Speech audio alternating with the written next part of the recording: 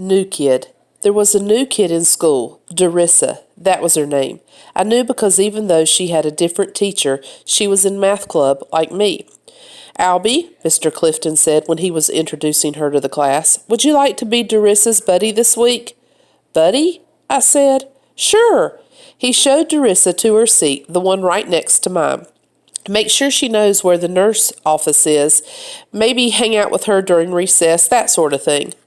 Okay, I said, I guess. She's new to the city, too, so maybe you can give her some helpful pointers. I raised my eyebrows at that. I had loads of helpful pointers.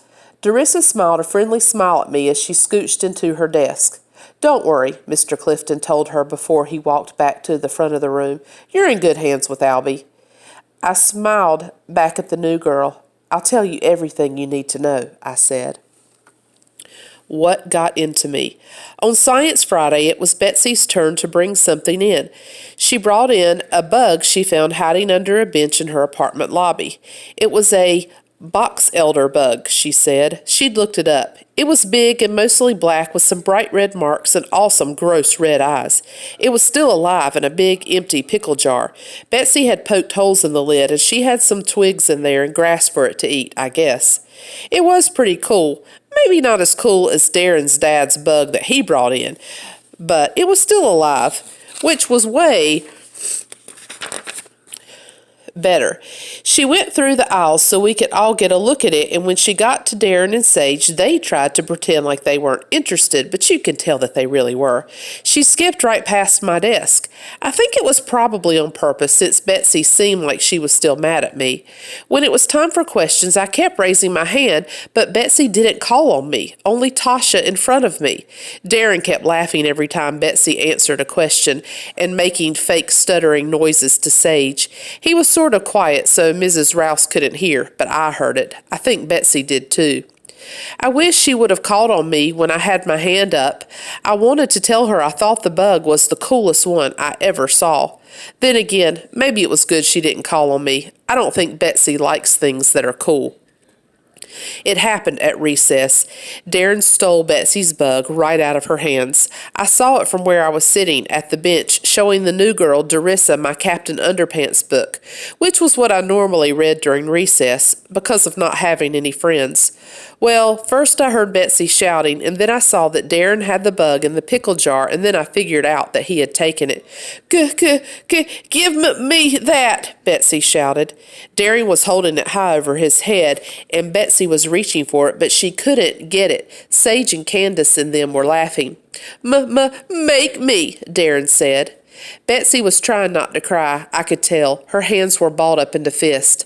I closed my book. I stood up.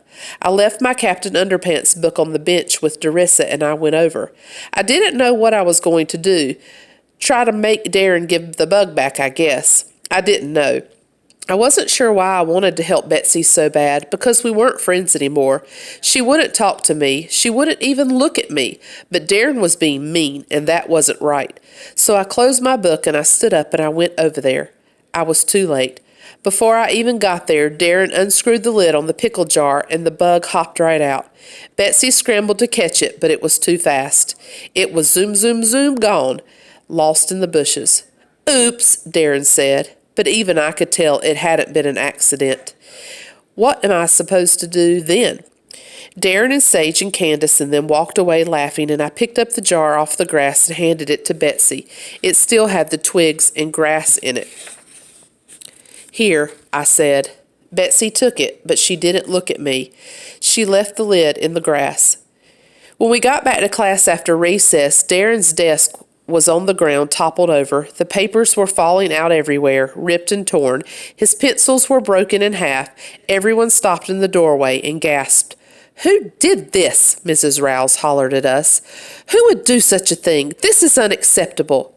We filed into the classroom slowly, one at a time, while staring at Darren at his desk. He was seething angry. Everyone was staring at Darren, shouting by his desk. What the heck? What the heck? I wasn't staring at Darren, though. I looked over at Betsy. Her eyes were on the wall, not on Darren at his desk. She bit her bottom lip the way she did when she was nervous, and she just blinked. Blink, blink, over and over. "Who did this?" Mrs. Rouse said again. "I did." It was me who said it, even though it was a lie. I didn't topple over anything. But I knew who did, and I didn't really think that that person should get in trouble when they weren't the person who was mean in the first place. "Albie!" Mrs. Rouse shouted. She seemed shocked. "What got into you?" I glanced at Betsy. She seemed shocked too. I shrugged. "I was just angry, I guess." Mrs. Rouse made me help Darren clean up his desk, and then she told me she'd let me know when she'd decided on an appropriate punishment for me. Detention, probably. Or worse. I didn't care. If I couldn't help Betsy get her bug back, I figured making sure she didn't get detention was the best I could do. I guess Betsy thought so too. When we were leaving for lunch, she said, "Albie," real quiet. "Yeah," I said. Thanks, she told me. I smiled, and Betsy smiled back. She held out her hand. Inside was a whole bag of gummy bears. I'm not totally sure, but I think maybe me and Betsy are friends again.